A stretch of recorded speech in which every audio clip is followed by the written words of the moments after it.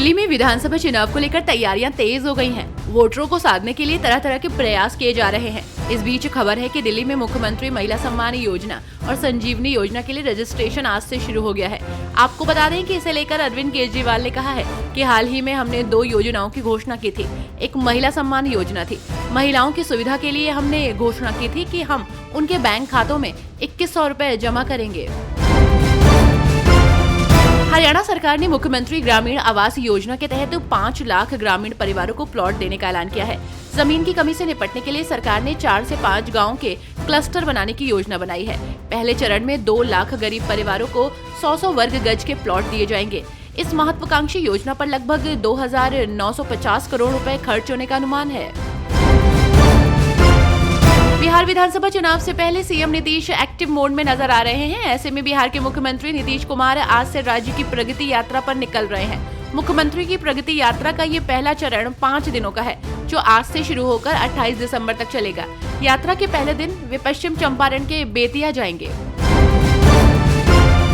कांग्रेस के राज्यसभा सांसद दिग्विजय सिंह ने एक बार फिर मध्य प्रदेश सरकार पर हमला बोला। कांग्रेस के राज्यसभा सांसद दिग्विजय सिंह ने मीडिया से बात करते हुए कहा, प्रधानमंत्री नरेंद्र मोदी कहते हैं कि सबका साथ, सबका विकास, सबका विश्वास। कौन आपकी पार्टी और सरकार पर विश्वास करेगा? भाजपा की सरकार में बेगुनाहों को जेल में डाला जा रहा है, उनके घर गिराए जा रहे हैं और उन्हें परेशान किया जा रहा है। हिमाचल प्रदेश सरकार ने समाज के वंचित वर्गों के उत्थान के लिए कई कल्याणकारी पहल की है।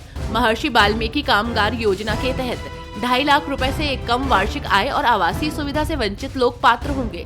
मुख्यमंत्री विधवा एवं एकल नारी आवास योजना के तहत वित्तीय सहायता में वृद्धि की गई है। इससे आश्रितों को राहत मिली है। पीएम नरेंद्र मोदी को कुवैत का सर्वोच्च नागरिक सम्मान ऑर्डर ऑफ मुबारक अल कबीर मिलने पर केंद्रीय मंत्री ज्योतिरादित्य सिंधिया ने कहा, पीएम नरेंद्र मोदी को कुवैत से जो सम्मान मिला है वो पूरे देश के लिए सम्मान और गर्व की बात है। साथ ही इस दौरान ज्योतिरादित्य सिंधिया ने पार्वती काली सिंध चंबल लिंक परियोजना पर कहा, 42,000 करोड़ रुपए की बड़ी सौगात से यूपी के 9 जिलों और मध्य प्रदेश के 8 जिलों में सिंचाई सुविधाएं बढ़ेंगी। बीजेपी के लोकसभा सांसद कमलजीत सहरावत ने आप प्रमुख अरविंद केजरीवाल पर हमला बोलते हुए कहा कि आपने 10 साल में दिल्ली की जनता को नहीं समझा।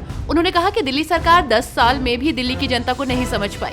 जब चुनाव का समय आता है तो आप लोगों से कहते हैं कि आओ हमें सब कुछ बताओ। आप राजेंद्र नगर के सीवर भी साफ नहीं कर पाए। जिस शहर को राजधानी होने पर गर्व होना चाहिए, वो शहर अब पानी, बिजली, प्रदूषण के कारण प्रश्न चिन्ह बन गया है। भाजपा के राष्ट्रीय प्रवक्ता शहजाद पूनावाला ने आम आदमी पार्टी पर उनकी महिला सम्मान योजना और संजीवनी योजनाओं को लेकर हमला बोला और दावा किया कि ये वादे चुनाव से पहले जनता को भ्रमित करने के लिए किए गए हैं। उन्होंने कहा कि वे 10 साल तक सत्ता में रहे, लेकिन दिल्ली को प्रदूषण मुक्त नहीं बना पाए। वे 2025 तक यमुना को साफ नहीं कर सके। वे अच्छे अस्पतालों और स्कूलों की बात करते थे, लेकिन ऐसा नहीं कर सके। अब वे नए वादे कर रहे हैं। महाराष्ट्र में सियासी हलचल इन दिनों जारी है। इस बीच अजीत पवार गुट के नेता छगन भुजबल हाल ही में मुख्यमंत्री देवेंद्र फडणवीस से मिलने उनके सागर बंगले पर पहुंचे। महाराष्ट्र मंत्रिमंडल में जगह न मिलने के चलते छगन भुजबल नाराज चल रहे थे। अब सीएम फडणवीस से उनकी मुलाकात से सवाल उठ रहा है कि क्या एनसीपी नेता बीजेपी में शामिल होने की तैयारी कर रहे हैं। इसको लेकर चर्चा शुरू हो गई है। हरियाणा के सीएम नायब सिंह सैनी ने एक बार फिर कांग्रेस को घेरा है। उन्होंने कहा कि कांग्रेस कभी नहीं चाहती कि देश का विकास हो, क्योंकि वे ज्यादातर समय सत्ता में रहे हैं। जब से पीएम मोदी ने सत्ता संभाली है, वो देश को आगे बढ़ाने के लिए काम कर रहे हैं। उन्होंने हमला बोलते हुए आगे कहा कि हर बात का विरोध करना कांग्रेस के डीएनए में है।